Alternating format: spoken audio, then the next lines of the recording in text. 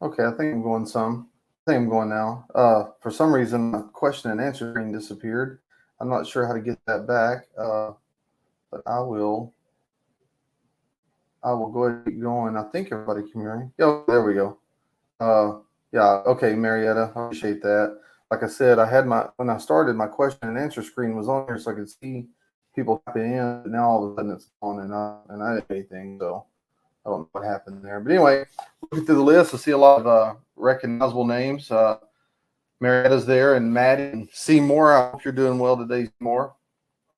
Tony's been doing good. I've been seeing his post on the Backcountry Journeys page where he's winning a bunch of contests. So nice job there. Dave's in with us today. Stan and I just got back on a trip from Alaska, and that was a lot of fun.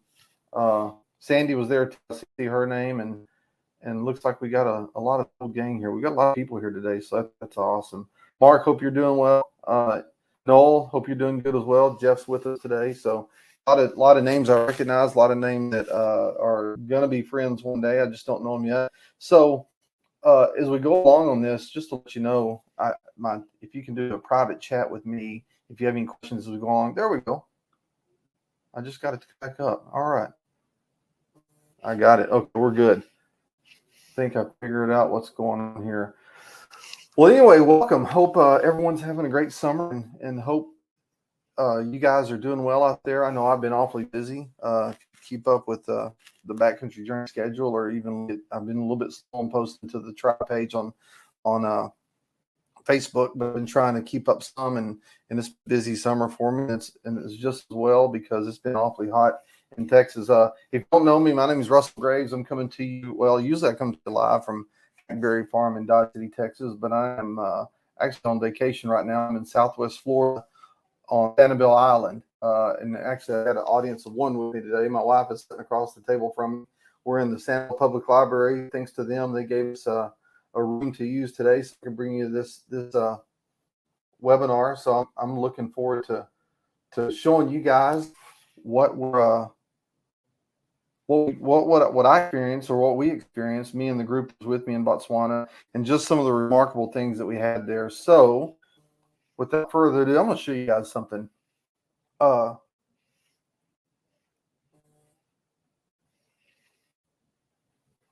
Hang on a second. I want to make a change. A few comments in here. I want to make a change to the before I get going good. Everything's working perfect till it's not. So we're having a little bit. Some people were saying I was lagging a little bit, and I think that might have fixed it right there. So anyway, back to it. I'm going to show you guys something. I shared this on Facebook not long ago, but I want to share it with you again. I found this paper when I was unpacking some boxes. We built a little family house we call the barn place, or a farm. When I was unpacking some boxes I had packed specifically for that, I found this paper, and I forgot I'd saved it. And this was written 35 years ago, last April, and it was when I was a junior in high school there in Texas. Back then we called it English 3, and that's my research paper that I wrote for the six weeks of the year. And you can see there a couple things. Number one, made a 95 on the paper. But if you look in the upper left corner, my English teacher, Miss Knight, gave me uh, 100 on my staple job, so I was proud of that. But anyway, I wrote a research paper about wildlife photography. And when I found that, I showed my wife. I said, that's all I've ever really wanted to do, is be a wildlife photographer. So when I finally got a chance, and this is my first trip to Africa, when I finally got a chance to go to Botswana, I've done a lot of really neat things in my career as a photographer. But to be able to go there, I mean, right now, that's a highlight of my trip. And so I was just super excited to be there, and really felt like it checked a lot of boxes for me to be able to go there. So I'll show you some pictures as we go along. Hey, I want this, like always, I haven't done a webinar in a while, so I'm a little bit rusty, but as always, I want this to be a dialogue, not a monologue, as we go through this presentation. If you have any questions, just feel free to pop them in there. I can see now. I think I may be taken care of a little bit. Like I said, everything works fine, and all the checks work until we go live, and there's always something. I guess that's like when you're doing live TV, something always messes up. But I think we got that worked out. We'll go ahead and move forward. Before I begin, I don't know how many people know this, but aside from being a professional photographer, I'm also a professional writer. I get paid to write magazine stories, and I've had 5 or 6 books published, working on a couple more. So really, my entry into photography came through my ability to write at a young age. I've always had the natural ability to express words on paper and be able to tell a good story. And so, if you indulge me a little bit, when the first night we were in Botswana, I started writing my trip report, how this was going to play out. And I want to share with you the opening words of this trip report, which you'll see published on Backcountry Journey soon. It's a long trip report. I'm not going to read all of it. But here are my first words is from the first night when I was in my tent. Flying in, I looked below and see the expanse of brushlands unfolding across the horizon. Just minutes out of my own Botswana, there's no settlement in sight. This is one of the most scantily populated countries on earth, and it's cathartic to be on the edge of civilization. In America, life is chaotic. Politics, culture wars, and the seemingly unending stream of distracting and destructive quarrels from various factions in our country is, at the least, exhausting. This trip is a needed distraction. This foray into the African wilderness has been in the works for months. In a way, it's surreal to be here. Getting to this indistinctive speck on the globe is an adventure all on its own. A long flight across the Atlantic to Johannesburg, South Africa, change planes and a short flight to Botswana, change planes again, and a quick jaunt to an unknown dirt strip first, and then a Motsuri airstrip. But we made it. From the air, the country looks deceptively sparse and lean, and the vast Okavango Delta fans out as far as I can see. The landscape is a hodgepodge of wetlands and drylands. A few burn scars dot the desert grasslands and stand testament to when, not so long ago, hot flames licked the grasslands bare of vegetation, ultimately burning to the margins of the prairies where they're snuffed by the moist edges of the Okavango. Seas of grasslands are interspersed with tree mottes in an imperfectly perfect patchwork of edge habitat. And the glue that holds it all together? Water. Water brings life. The Mbukushu word for water is Mayu. The local people sing songs to encourage the rains to fall. While in the dry season and the rainfall is extant, this country parches and becomes spare. When the rains fall, however, water flows from the north through the Okavango River until hitting the flatlands of the delta. Here it spreads in all directions like a cup of milk spilled on a kitchen floor. A slight depression in the earth here and a shallow spot there fills with life's essence and ultimately covers the largest inland delta of the world. Unlike most river deltas, the Okavango doesn't run into another body of water. Instead, it either evaporates into the air or soaks into the ground. The Okavango Delta is legendary. As the plane descends, so we may head out on our first safari, I can't help but think that this country I see before me is what the earth once looked like before developers, subdivisions, and concreted strip malls became a thing. And those are really my first words listening to, or as we were flying in, and those first thoughts I had when flying into the Okavango Delta. I remember when I was a kid watching, and this is a picture of the Okavango Delta in front of you. I remember when I was a kid, I watched a documentary film back in the 70s about the Okavango Delta, and that place had always been stuck in my mind. And to have that, the first place that we went to on this first BCJ trip to the African continent, it was just phenomenal to be able to get to see that. It's just a beautiful country.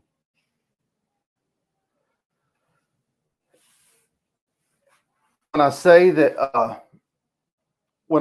that's what the country used to look like before concrete and subdivisions became a thing, it's like driving around. I mean, of course, Jurassic Park's not a real place, but it's like driving around in Jurassic Park where the animals are plentiful and they don't really care if they're there or not. I mean, on one of our trips, and these pictures are in no particular order. I've just kind of laid them out just kind of how I saw fit. They're a little bit curated, but not too much. But our first trip to one of the camps we stay at, first night we go out, this is what we see. We have a pride of female lions, and they've got 4 babies with them. I think you saw a couple of pictures I posted. I think you saw some of Ben Blankenship's pictures that he posted as well of these same lion cubs. But these lion cubs, we pull up on a safari wagon, and they just get out there and play and act like baby lions while we're not even there. And like I said, the wildlife you see it's like driving through a zoo. I mean, and one of the things about some of the animals we saw, well, I'll save that point for later. But anyway, it's driving through a zoo. You see zebras in one minute, you look over in another tree, You see baboons in another tree, and I love this baboon shot I did. It was just the lighting was backlit. It was in the morning when we first went out. We found this troop of baboons up in some trees, and it was backlit, and he was looking at us as we were taking pictures of him. Oh, by the way, one thing too, I'll go to these pictures first.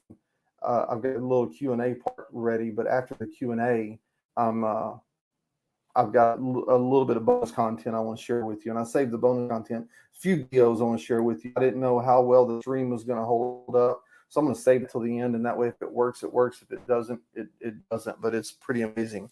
One of the incredible things about I've always heard was how beautiful the African sunsets are, and this is a lone tree out on the Okavango Delta, and this is unchanged by anything I did in Lightroom. This is pretty much how it came out of the camera. But just how beautiful the sunsets and the color of the light is. It's just incredible. Again, I'll remind you as we go through this, if you have any questions about any of the pictures or how I accomplished any of the pictures or what I did or how I did it, just let me know. And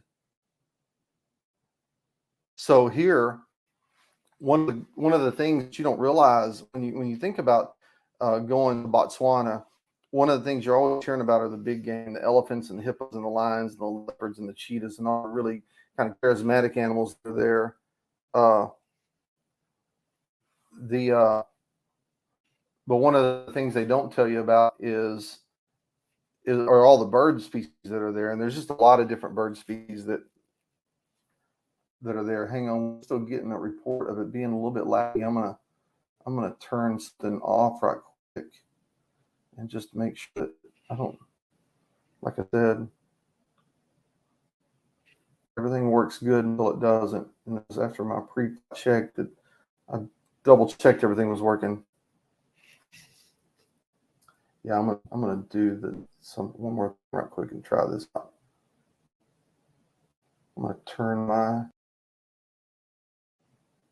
wrong one. I'm gonna turn my camera off. I think that might make a difference on it too. So that way I'm the least interesting part of the slideshow. So y'all don't need to see me. So let's see if that fixes the lagging problem. I'm still getting a couple of reports of, and if I think that may solve the trick. Anyway, the bird life there, it's amazing. And like this little owl that you see here, it was just tucked up in a tree, and we spotted as we're driving around. The eagle owl that's up in the tree. You know, one of the cool things you do when you go to Botswana is we've got some really, really talented guides that take us out and help us spot wildlife, and so that's a bonus in itself. And then these African jacanas, if you've ever seen the gallinules like we have in the southern United States, like in Florida, that have the big feet and walk on water, I think those jacanas are kin to those, and they'll walk around.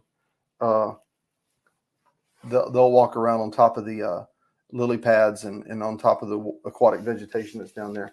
Julie asked the question, what lens do I recommend for the trip, or what lenses? I think just the main three that I talk about all the time. If you've got, I shoot with the 500 f4 lens, and I put a 1.4 converter on that a lot.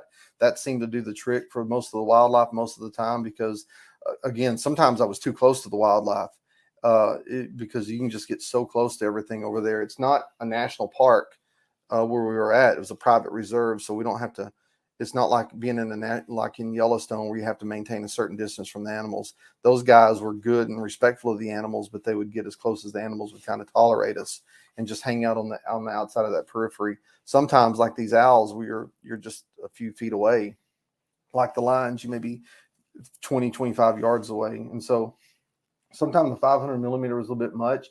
If you've got the 1 to 500 millimeter, that's a great choice. Or that 150 to 600 that a lot of people use, that's a great choice as well. And then a wide angle lens, because you do have some landscape options there. And then the lens that I use the least, I took 4 lenses. I took a 16 to 35, a 24 to 105, a 70 to 200, and a 500 millimeter lens. And to fill that gap between 2 and 500, I could put the 1.4 on my 70 to 200 2.8 and make it work. But the lens I used the least was that 25 to 105. So I was either shooting landscape or telephoto. Either way, the kind of the mid-range zooms weren't much use for me there. So when I go back, I'll probably just take 3 lenses. And then just more of the bird life we saw there. And again, I mean, you could make a whole workshop over just taking pictures of birds, because I can't remember I think there's 250 something species of birds in Botswana alone. And I felt like we saw about 200 of them, because there's literally birds everywhere. And it was a good, I'm not going to say distraction, but it was a good option to have, because after a while you see elephants everywhere, and you see giraffes everywhere, and you see lions everywhere, and you see these big cats everywhere. So the birds ended up being a really good opportunity to fill, in the middle of the day when we kind of, everyone's kind of got their fill of elephants and we're looking for something else. Just the various bird life that we would see was also was a good opportunity. Like this red-billed hornbill, and if you're a fan of the Lion King, we saw and photographed every character on the Lion King except for Timon. We didn't see any meerkats, but this is Zazu on the Lion King. And maybe I just know that because I've had little kids that were crazy about the Lion King, but that was Zazu on the Lion King. And but we saw Timon, Pumbaa, Rafiki, or not Timon. We saw Pumbaa, Rafiki, Zazu, Simba, all of them. It was pretty neat. And we were sitting in a well, I call them blinds, they call them hides. We're sitting in a hide one morning at eye level on this water hole, and this bird flew in. And this is a green pigeon. I mean, the thing didn't even look real. It just, look how smooth its feathers are and all the different colors. I'd never even heard of this bird before and never even saw it. And it was just amazing to be able to photograph those things from just mere feet away. And one of the jokes we had going while we were there was, I told him my favorite animal that we were seeing were the guineas, or the guinea fowl. My grandpa used to raise guineas on his farm when I was a kid, and I always loved those things. And so to see guineas in the wild like that, and to see them you see them by the hundreds. To me, they're a beautiful bird, and I never got tired of taking pictures of them when the opportunity presents itself. And the picture on the left, that's my favorite guinea picture right there. That's one at eye level as he was walking into, or he or she was walking into the water hole. Some birds that you'll see over there are familiar, like the white egret on the right. We were actually in the Chobe River when I shot that picture. We were in a boat, and so we were shooting at animals, elephants, and birds, and everything else at eye level out of the boat. So that was one. The last evening we were on the Chobe River was the one on the right. And I think this is the granddaddy of all African birds, the lilac-breasted roller. I mean, it looks like, I mean, if I were to color a bird when I was a kid, it looks like I just grabbed crayons out of the 64-pack crayons at random, and then started just coloring on this bird to put all those colors together. But man, every time you see them, they're stunning, and they're pretty plentiful down there. A little bit skittish. I mean, we didn't get, we got opportunities at these birds, but it wasn't like we were seeing them every 100 yards as we were driving around, because a lot of times they'd land and then fly off pretty quick. So you had to be ready, but that's all part of the fun of doing these wildlife safaris, just the challenge of getting a good wildlife shot. Oops, I went one too far. There we go. This is a bee eater, and those are another really colorful bird that we saw. And this is the guide taught us, and I didn't know this, but if it lands on a stick, if it flies down off the stick to catch some food, it'll always fly back to the same stick. And so once we learned that, it's pretty easy to get shots like this. You just pre-focus on the stick, set up, and then wait for the bird to fly back, and then rip away on the camera. And we all got some great shots of that, the birds landing like this. And then even though it wasn't sold as an astrophotography, even though it wasn't sold as an astrophotography trip, we did try to do some. Now, I don't know if you call it fortunately, unfortunately, it was cloudy most of the time we were there, which I don't mind cloudy days. If you've ever been on a trip with me before, cloudy days are really the best days for wildlife photography, because you can shoot all day long, and it doesn't really matter which way the sunlight's coming from. You're just gonna have even lighting no matter where you look. But we did have our first night we had a pretty much open sky, and so we were able to shoot some stars right outside of our tented camp. And this was actually the first light of the morning. I got up about 5 o'clock. The first morning we were out in the field, and got up and saw just the spectacular color of the sky. And there were a few stars left in the sky, and just able to shoot this real quick shot, and did a little light painting on the tree. But there's enough light from the moon to give some the foreground some light. So it really, I mean, that was a one shot and done picture. It really worked out nice for me. And the cool thing about being down there is the sky we see in the southern hemisphere is a different sky we see in the northern hemisphere. Like you don't see the Polaris, the northern star there. You see the Southern Cross is what they guide themselves by. And it's I mean, I don't care what it is. If it's something in nature, I just love it, and I'm fascinated by it. And it's just fun to be out there taking pictures of it. Had a couple of questions come in. Did you use a tripod or was it handheld photos?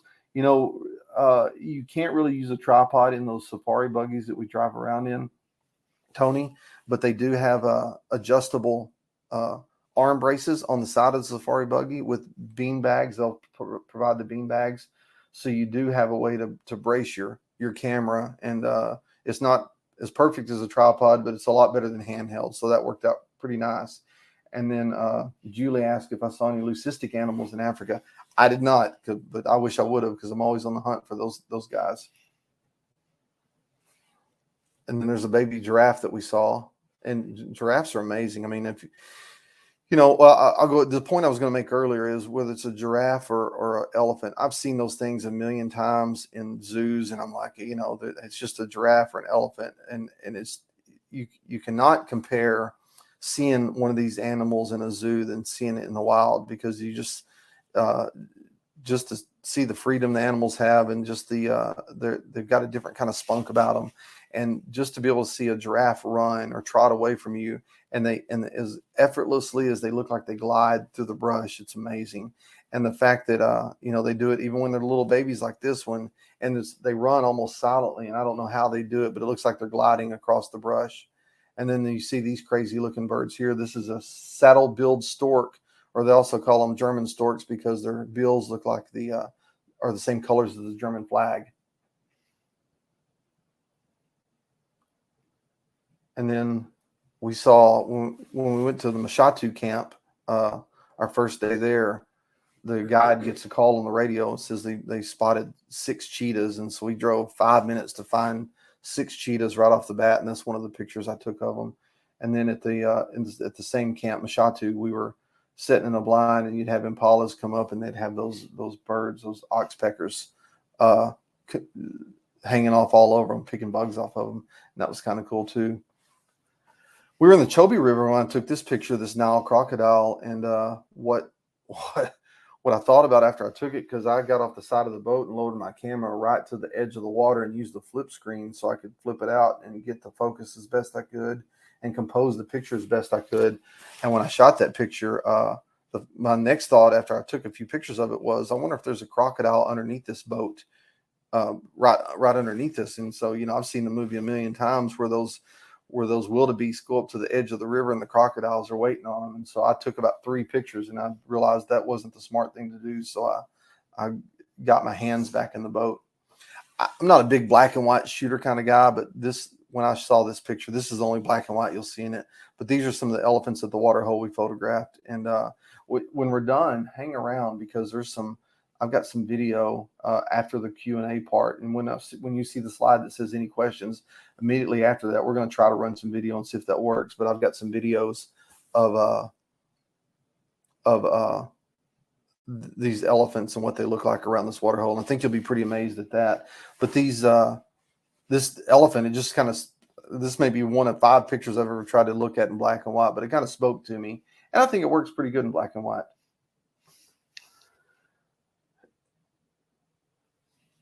Noel asked, was that the water hole blind at Mashatu? Yes, it was, Noel.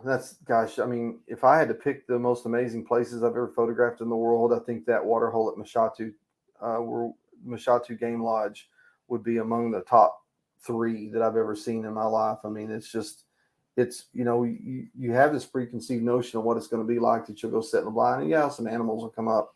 But again, stay tuned for a video, and I'll kind of show you. I can explain it all day long, but the video is going to speak a lot better than I can to it. It's just incredible, the parade of animals that come to that water hole, and the fact that you're just yards away from them and you're at eye level with them makes it even more special. But these guys here, these are some of my favorite animals I saw over there. They're called black-backed jackals. They're about the size of a coyote, and they look a lot like a coyote when they run and when they're standing out there. But this is a a male and female kind of sharing a moment that they always hang out around. You always find them around the cheetahs and the lions because the cheetahs and the lions will kill the animal and they kind of clean up the scraps when they're done. But just a beautiful canine species that we saw out there. Wesley mentioned that being in that hide was amazing. I think amazing is too small of a word to describe it. I mean, I don't know how best to describe it, Wesley, but it's just I can use a whole list of adjectives to try to describe it, but there's nothing like being there. And this was with my buddy Wesley sitting next to me in the boat. We were in a boat taking pictures of elephants on the Chobe River. So this trip is set up in 3 parts. So the ultimate Botswana trip is set up in 3 parts. We stay at Mashatu Tinted Camp. We go stay at a tinted camp on the Okavango Delta. And you may be thinking to yourself, tents. I don't want to stay in a tent, but wait till you see the tents towards the end. That's some more stuff in the bonus section. And then we spent some time in the Pangolin Lodge there near next to the Chobe National Park. And so one of the things we did every day or morning and evening there is we got in a boat, and the boats are slick. They've got a shade over the top of them. But every seat swivels 360 degrees, and every seat has a gimbal head built into it. So that way you can mount your camera. You don't have to sit and hold the camera in your lap. You can mount the camera and be able to photograph animals and have out of the boat and have a steady platform. And we were rolling down the river one afternoon, and these elephants were crossing the river in front of us. And that's the kind of shots you can get when you're shooting at water level with these things. A couple questions came in. There it is. Sandy asked the question: Was being in the blinds, was that part of the BCJ trip or extra? No, it was part of our trip. That was all built into the experience that we curated for that group that went on this trip, and it'll be a part of the trip from now on, just because that's being in those blinds is that special. I mean, it's just pretty amazing. And then we saw our fair share of hippos. Those things are, again, you see them in the zoo, it's one thing, but when you go and see 6 or 8 or 10 of those staring back at you. We were actually eating breakfast when we were shooting these pictures. The group at the Okavango camp, they set up breakfast next to this lagoon for us because they suspected that we'd see some hippos there. But sure enough, when we pulled up for breakfast and they had the spread set out for us, we all spent some time while they were finishing up breakfast taking pictures of the hippos. And then while we ate breakfast, the hippos stared back at us. So it was a mutually beneficial staring session, but it was fun for everybody involved, I believe. And then here,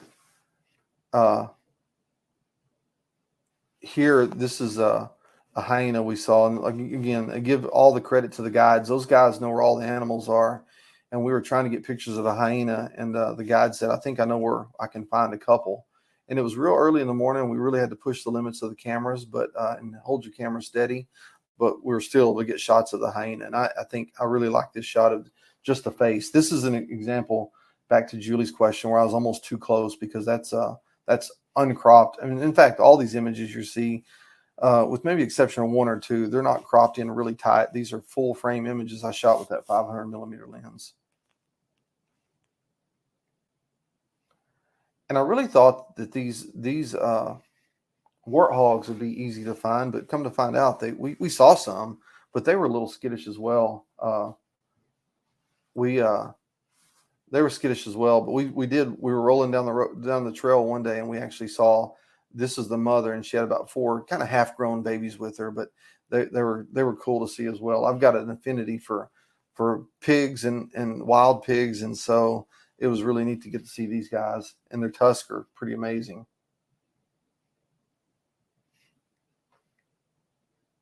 And then just more images from the bush. Of course, there's opportunity to shoot silhouettes is always present, and especially, and that's one of the things I taught people. I think if you read Backcountry Journeys guides or Backcountry Journeys Tribe Facebook page, the other day, oh gosh, I forgot who it was. Steve Rubin, I think it was, posted a picture of a couple of bighorn sheep sort of fighting on top of a hill in Yellowstone. And the trick he had mentioned is I can show you how to do silhouettes even in the middle of the day with shooting with the right technique. And it's so simple. This wasn't taken at sunset, but the couple little adjustments in Lightroom, it takes literally like 5 seconds to do that. A couple of little adjustments in Lightroom, we're able to make really nice silhouettes of like that giraffe or the vervet monkey that's over there on the right hiding in a tree. One of the things I encourage people to do, if you've ever been on a workshop with me, is think about the whole experience like telling a story. And because stories have a lot of details in them, when you're telling a picture story, there's a lot of details in that as well. So, try to get what I call the yearbook shot, the really nice portrait of the animal. Try to get a picture of the animal doing something. Try to get a picture of an animal in its environment. And then when you've got those 3 checked off, start looking at details. And when these impalas would walk into the water hole, I always was struck by how neat their legs look and how dainty their feet are. And so I shot plenty of pictures of that. And you'll see some more detailed shots in a minute that I think are just as impactful. And man, these were, we talk about the giraffes moving silently. We'd be in the hide, and when the elephants would come in, they'd literally step right next to the hide. And I had one step probably 5 feet away from me, and I never heard it because I was talking to one of the guests, and I was looking at him, but his back was to a window. And so I saw movement out the window, and 5 feet away, there's a big elephant foot sitting right next to the hide. And we never even heard it. And it's so amazing how silent these things move and how just majestic of animals that they are. When you see so many elephants and see them so close, you can start checking off your list. I mean, first I wanted a shot of an elephant walking straight at me. Got it. And then next I'm thinking, well, I want a shot of a close-up of an elephant's face. Well, that's pretty easy to get as well. Got that too. And then I'm thinking, well, I want an elephant silhouette. Well, got that as well. Able to do that. And then I'm thinking, I want a picture of an elephant with a wide angle lens walking through the grasslands. Well, there you go. We got that too. I mean, all these shots, this is a elephant shot at 24 millimeters.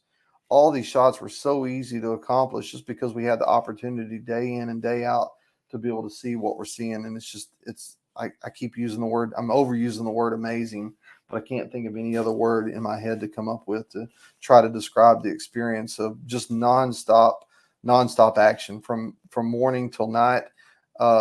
We'd usually take a couple hour break during the day, but even on our break in Mashatu tented camp, they had a water hole blind just right next to camp that we could walk over to. And even when we were in camp and we'd have a little bit of downtime, people still wanted to go out, and I'd go out with them. We'd sit in the blind and wait for animals to walk up to that water hole next to tented camp.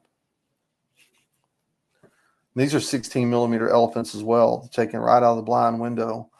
These elephants probably in reality were, I don't know, 20, 30 feet away, maybe at the most. I mean, they're just right on top of us. And there we go. There's where we're talking about taking detail shots.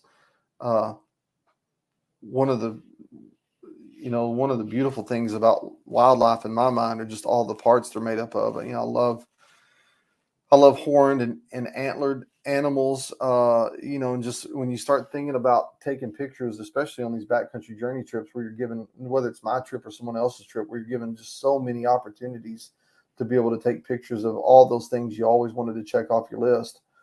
You get a really good chance of taking those story shots and getting those detail shots that help tell a story.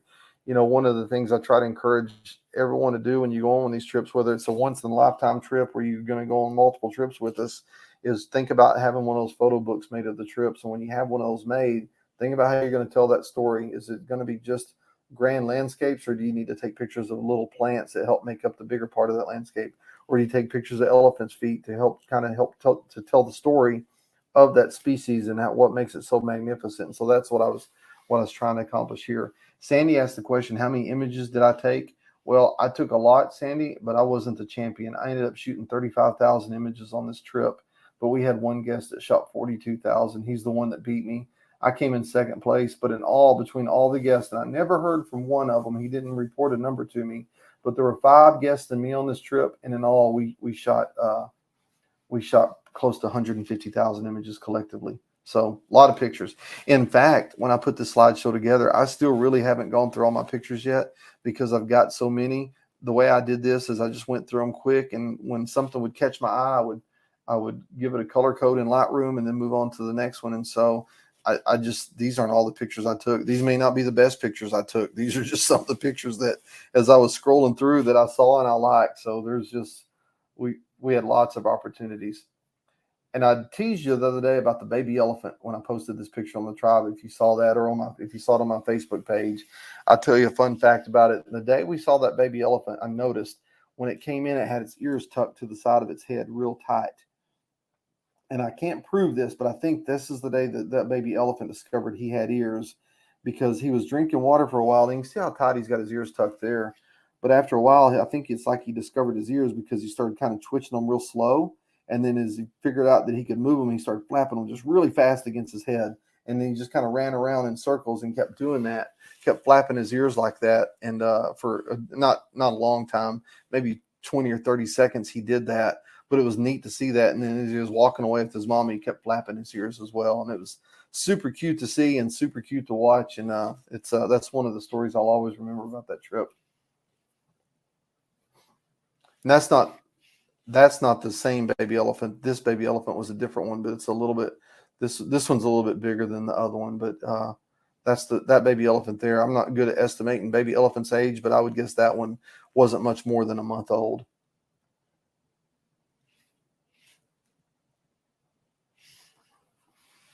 And then you can see these things from the air when you're flying in, but these are the big termite mounds. And one of the guides told me when they want to go, it's so flat there, that's what when they want to go mountain climbing, those are the mountains they go climb right there, those big termite mounds. But they're probably 10, 12 feet tall, and they're everywhere down there. But it makes an interesting landscape shot when you shoot a picture of those things, especially in beautiful light like that. And then one of the things we saw a lot of too, I mean, they weren't everywhere, but you see them a lot, but you don't get tired of seeing them. And those are the lions. And of course, the picture on the left, that's in the interest of taking those detail shots to help tell a story. But we were really looking for some good lion tracks, and we found some in the sand along the river. And then we saw the little cub on the first slide, and this was one of the little cubs, and on a good face shot I did. And again, this is right out of the buggy, almost at eye level with that cat, and he's looking back at us. Beverly asked the question, do you help us choose the proper camera settings to get the shot? Absolutely. My approach is always, if you've been on a trip with me before, I'll tell you the first day, if you need help, I'm going to help you every chance I get. If you don't need help, I'll leave you alone as much as you want me to. And if you need suggestions, I'll give those all the time. So I'm always suggesting kind of how I would do it and how I would take pictures to try to, if you're interested in achieving pictures the way that I take pictures, I always give suggestions on that. So, one of the big travesties in my mind is people getting through with their first day and not having good pictures that they're proud of. So we always try to get you to that point, at least the very first day, so you're taking pictures you're proud of.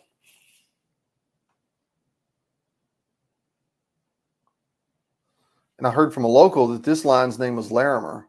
Then and if you look, it looks like he's in a mirror, but there's another on the picture on the left. There's another lion behind him. And we rode up on this line. It was right at sunset. When we found these guys, but they were hiding up in some brush. And as soon as we pulled up there close, they thought, well, if you want a better picture of us, we'll just move closer to you. So they got up and walked around the brush, and then we followed them around at this backside, and they laid down in more of the open. And so we were able to flank and get some pictures of them in the open. You'll see those in a little bit. Julie asked the question, are you guiding the trips to Africa next year? I'm guiding some of them, Julie. I don't have my schedule right in front of me, but I know I'll be going on some. And then this is uncropped 500 millimeter lens with my Canon R5. This is just right out of the side of the safari vehicle where you're able to get these tight shots of that lion's face. Now, I say this is not cropped. This is cropped a little bit because in the original image you can see the chin, but because of the constraints of the size of the presentation slide, when you put it on there, it crops a little bit. But I didn't purposely crop this tight for more impact. This is how it was. But this is what I'm talking about too. When if you're ever out in the outdoors and you're bummed because you've got overcast skies, especially when you're shooting wildlife, when you've got overcast skies and you don't have full sunlight, I kept telling the group that this kind of light we were having there, which was not direct sunlight, a little subdued by some high overcast, but I mean, that light right there is about as good as it gets when you're shooting pictures of wildlife, in my opinion. It's soft, but it's got a little bit of directionality to it. It's not creating any kind of crazy shadows, but it just, you can see how it highlights the hair and just makes that animal almost glow.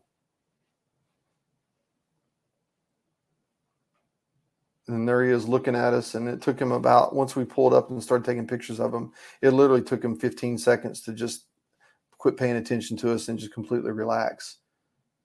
But this was after he had moved from the brush and moved around the brush and then laid down. You can kind of see it. There's a little bit of a trail behind him running away from him, but that's after he moved out and laid down on the trail. And then if you follow the Facebook page on the right, that's the picture I posted earlier today of him covering his face up. But that's when he was licking his paws and cleaning his face, is what he's actually doing there. And again, I said that about the lions and the elephants and the giraffes, to be able to see one, to be able to see one in the wild like that, it just, I mean, I've got a whole new level of respect for all these animals just because to get to see them in the wild. Well, I'll tell you this, and this is one of many things I've been wrong about in my life. When I was a young photographer, I used to tell people, I don't really care about going to Africa because I'd rather shoot pictures of animals in my own backyard and, of animals here in Texas. And the reason why I said that is because, I'd see them in the zoo and I never got a good sense of what it was like seeing them in the wild. And so, but when you see them in the zoo, you're kind of in a sterile environment. It's not very wild. There's no element of wildness about it at all. Even though the best zoos, there's still no element of wildness about it at all to me. And even in Texas, where you have these big ranches that are high fence, where they've got a lot of this African game running around wild, it's just still not the same. But when I go there, one of the guests told me that had been there before. He recognized early on that I had African fever, and I'm like, "What are you talking about?" I thought it's something I had to get a shot for. He said African fever means when you go once, you got to go again, and I believe that. Now I'm looking forward to every trip I get to go. Susan asked the question: would you recommend a Canon 1-500 lens or a 500 prime for a trip like this? The 1-500 would be fine, Susan. I use a prime because just that's what I've got, and I mean, for a lot of reasons, I kind of like that look is predictable to me. But if I would have had a second body with the 1-500 lens on it, that would have been really helpful as well. And then Sharon asked, on a trip like this, are the animals used to people being around, making them more relaxed? Yeah, that's right. Because some of these, well, there's two things at play here. One is there's no hunting allowed in Botswana. And so the animals are just, they don't see people as a threat. And two, some of these camps like Mashatu have been around forever, where they've been, just, I mean, it's the same thing as if you go to a local state park and you see deer or turkeys hanging out in the state park, or you go to Yellowstone and you see the coyotes hanging out next to the road in Yellowstone. They've just learned that people aren't a threat as long as you stay in the vehicle and, talk quietly and move slowly around them. They don't get too freaked out and they just relax, and you get some really nice moments with the animals.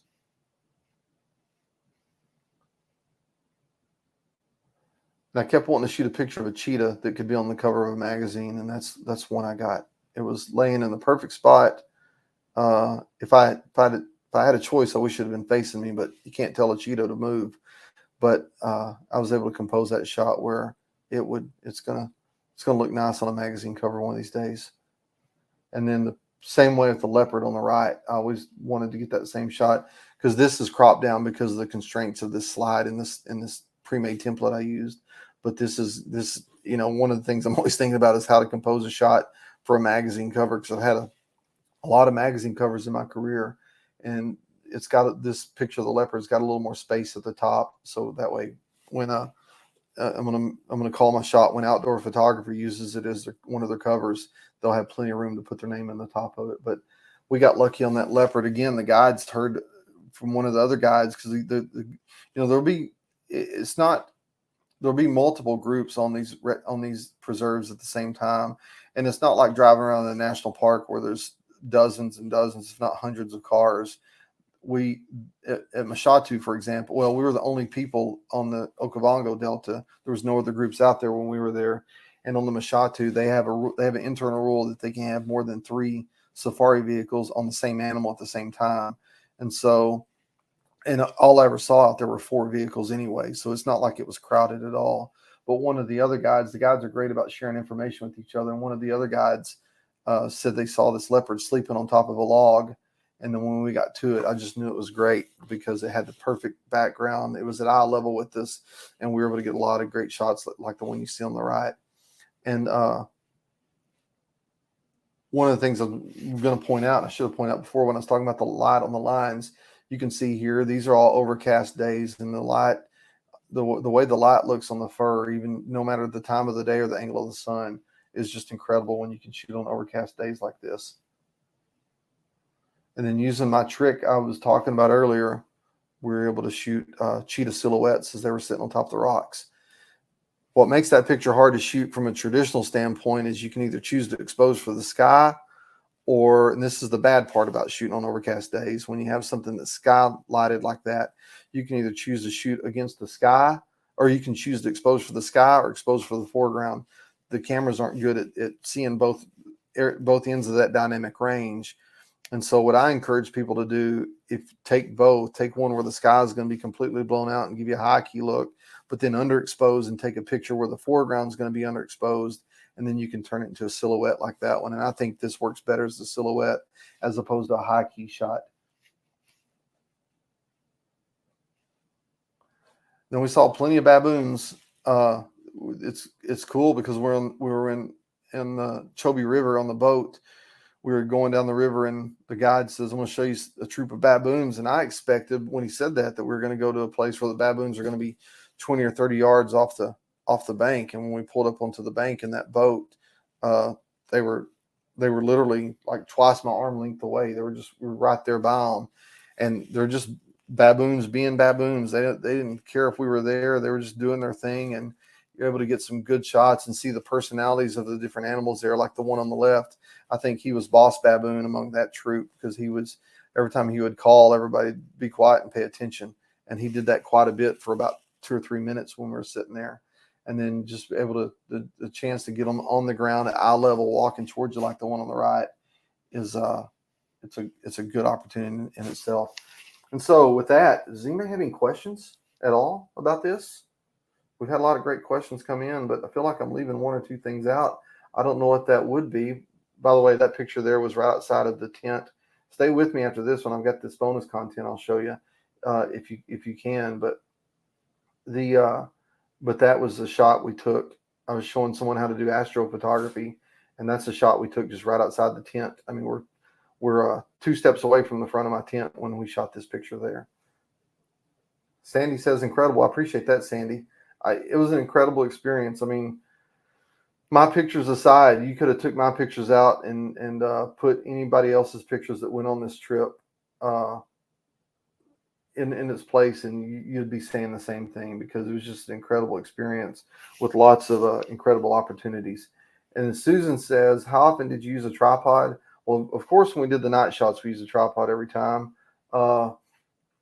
After that, Susan, I didn't use it that often, not because I didn't want to, and not because I don't recommend it, but because those safari wagons are made to shoot from, and I'll show you a picture of them in a minute. Those safari wagons are made to shoot from with your big lenses, and so they've got the supports and they've got the bean bags where you don't really need a tripod. You can't use a tripod when you're sitting in those things anyway, and you don't get out of them when you're driving around for the safety of yourself and the animals around you. And so, and then when you're in the boats, they've got the built-in gimbals that you use. So there's your support there. Noel says, I don't want to say I told you so, but I did when we were at Yellowstone. You did. You told me how good it was going to be, Noel. And I just missed you there. In fact, I'll tell this story. We were in Pangolin Lodge, and one of the people who work at the lodge came over to me and said, are you Russell? And my first response was, what'd I do? And she said, there's some former guests of yours that were just here a few days ago, and they wanted me to say hi to you when you came through. And so, no, that was Danielle. She said that y'all had mentioned me to her, and I appreciate that, because she said y'all said good things about me. So that makes me feel good. And then Sandy says she remembers how much I expressed detail shots and some very fun ones from Alaska. Yeah, that's a good place to do detail shots too. And being so close to animals was the thrill of a lifetime. It was pretty nice. Julie says, so it sounds like you could leave the tripod behind. It hurts me to say that, but I think you probably could, Julie. You, if anything, you could bring a travel tripod if you wanted to do some night shots. Because one thing we didn't do, and this was a guest choice, there's some of those baobab trees, those big kind of upside down looking trees where they just kind of look weird, and we had an opportunity to go do some night shots of those, but we weren't sure if the clouds were going to clear out enough that night to go do it, so we opted to keep looking for lions and cheetahs that evening. So but always look at lighten the load. Yeah, if you could, I think a tripod would come in handy. And one thing I always do too is I always bring my tripod anyway. If someone doesn't bring one and they need to borrow one for a little bit, I don't mind loaning mine out to help people out if they need it. So that might be an option as well. Susan, you shouldn't have told me that. Susan says that she was in the Peace Corps in Botswana in 1985 and didn't even have a camera back then. That ought to be a crime, Susan. But we'll forgive you for it, but you just got to go back again and do it again. All right, keep asking questions. I'm going to go to some of this bonus content I've got for you while we've still got a few minutes left in this webinar. These are a couple of our guides that we had. Great guys. This is Pete on the left, and then G on the right. And, of course, Pete and G give themselves American names so we can say their names, but their names are a lot more complicated. Like G's real name is Gogantil, and I know that because somewhere between here and there, a camera is hung up. I had a camera I wasn't using anymore. He was wanting to learn photography, so I sent him. I told him, "You take care of finding the lens. I'll send you a camera and get you started." And he was it's waiting on him there. But both these guys, all of our guides, Pete, G, Eddie, the guide we had at Mashatu, and then Shaw, the guy we had at Pangolin, have all become quick friends of mine. The guys that are so friendly. We still stay in contact on Facebook and through WhatsApp, and so it's good to. They've been sending me pictures and showing me what they're seeing, so they keep encouraging me to come back, and I can't wait to get over there. Bruce asked the question, "Did I gain shots of lions hunting?" We didn't, Bruce. We missed when we were there. The lions killed 2 ostriches, but they killed them at night and brought them back, and we're eating on them during the day. But we didn't get a chance to see any of them hunting at all. So I'm going to play this video here. This is where we had breakfast one morning. That's a couple of our guests there. But all those little spots you see in the water, those are hippos. And it was shot with a wide-angle lens. This is probably going to lag a little bit, but we'll try it. But you can get the gist of it. And if you heard that sound just there, those are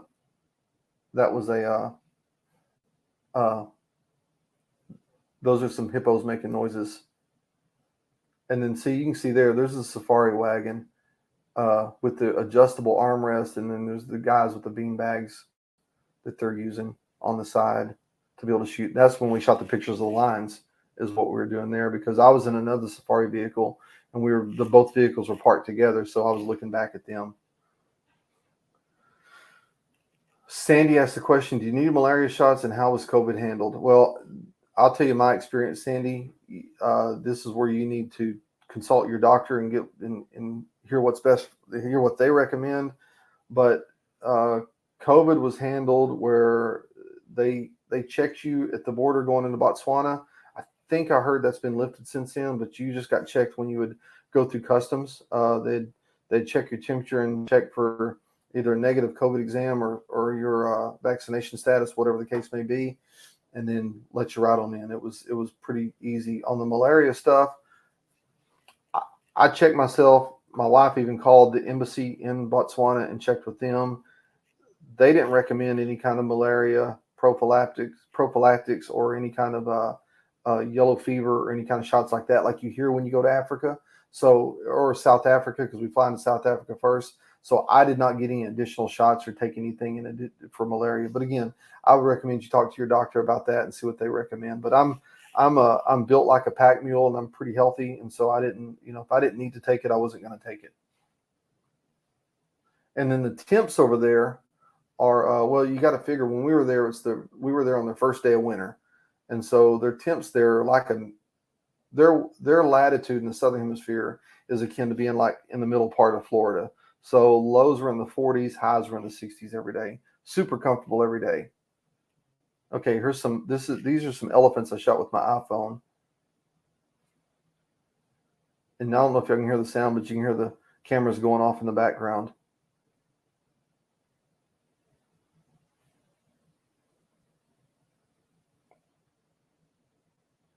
But those are taken right out of the blind. And then I put, this was a time lapse. You'll see it in a minute, but one of the cool things they do, and one of the details they take care of at Mashatu in the blind, is they'll provide you with a little iPhone tripod. So it gives you a good chance to set up time lapses like this. I did this with my phone, and just pay attention to how many animals come in to this water hole. And it's best if you look at the reflection in the water, but when the birds, but you can see all the bigger animals coming in over time. This was probably about a 2-hour time lapse.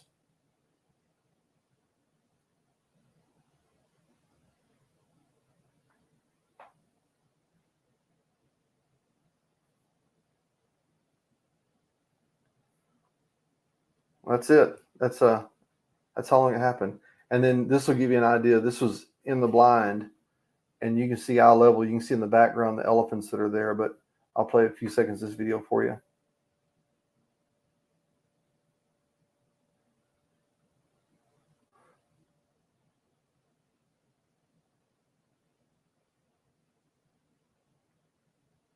But you can see there, she's got her phone running next to her. And then just go down for a different view. That's the inside of the blind. That's Eddie on the right. He was one of our guides. That's Pete taking pictures there, getting all lined up.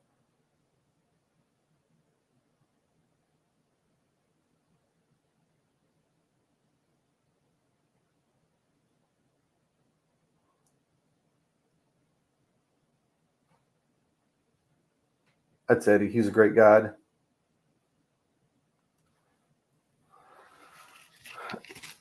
So you saw in the blind all the camera equipment everybody's using, and I was telling them before the action started on that morning when I shot that video, there were 5 people there to take pictures, and there were 19 cameras between us. And I told them it's a dadgum sickness that we all have, that we want to go out and carry cameras with us and take that many cameras with us to get pictures of what we saw. But the crazy thing is, if I've got one complaint, and take this complaint with a grain of salt, is you're sitting there that close to elephants and you run out of ideas on what to take pictures of, because you've shot the big lens of the feet, you've shot the short lens of the elephants close, you've done the wide angle shots of the elephants, you've done time lapses and videos with your phone, you've just done everything you can, and you run out of ideas. But yet when you're wanting more of it, you're wanting them to come back again as soon as they leave. And so it's really incredible. Stan says, this makes me want to go back. Yeah, I'm thinking about seeing if there's a direct flight from Fort Myers, Florida airport back over there, because I'm looking forward to going back again as well. But here, when I keep talking about the tented camps we stayed in, or the tents, this is my tent. I mean, the only thing that really makes it a tent is the fact that it's made out of canvas, but it's a concrete floor. It's got carpet. You can see the nice beds there. They, in fact, they have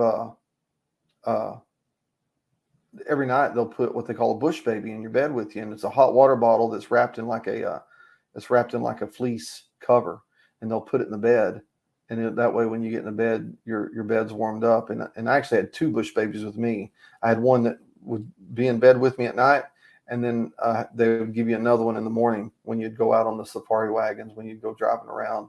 And that's a pretty good thing to have to keep your hands warm as you're driving around. And I've got a pinky that's sensitive. If you've never heard that story, book a trip just to hear that story, because that may be the best story I'll ever tell about what happened to my pinky. So it's a remarkable trip, and I can't remember any bonus things. Oh, this is the inside of Pangolin Lodge. This is the typical hotel, is what it is. It has an industrial look, super clean, super nice, and the best thing is it's set up for photographers. That's what they built it for. And so when you go in your room, you got plenty of desk space, plenty of plugs for charging. They've got an editing room there that you can go in and project everything on a big screen and use their setup. The thing I really appreciated about Pangolin Lodge was that they had everybody that's staying there were like-minded. So I got to speak my version of bad Spanish to a lady from Costa Rica who spoke her version of bad English to me, but together we could communicate well enough with each other to figure out what each other were saying. And you when they have dinners all with everybody together. So dinner time is at one time. And so it's a great chance to meet like-minded people and just, from all over the world and get to hear their experiences and what drives them to do what they're doing. It grows our photography community a lot better and just, builds better will across the board for everybody, I think, involved. So I really like how they set up the dinners there. And Julie says, thanks for sharing. I'm doing this trip next year, June 24th through July 3rd. I think that may be the trip I'm on next year, Julie. I've got to look for sure, but I can't wait either.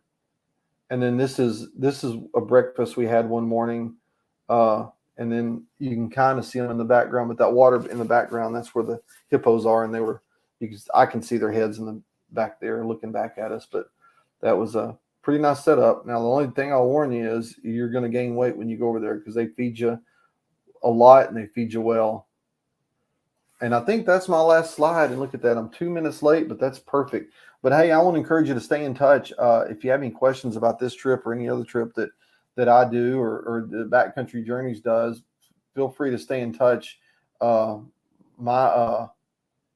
My email address is russell@russellgraves.com. If you want to see some new videos I'm rolling out, kind of some behind the scenes stuff, and see what it kind of looks like over there and get the look and feel of what everything looks like, aside from what I showed you in these pictures, you can go to wildlifephotoshow.com and see some of those videos popping up there. Susan says, thanks again. Beautiful images that brought back lots of memories. Headed to Tanzania and Kenya for a month, and I can only take a handful of images as good as these. You can do it. I'm no rocket scientist, Susan. You saw that letter I've led with. You start early and do it enough. Eventually you figure it out. Thanks, David. Hey, it was good seeing you a couple weeks ago, by the way.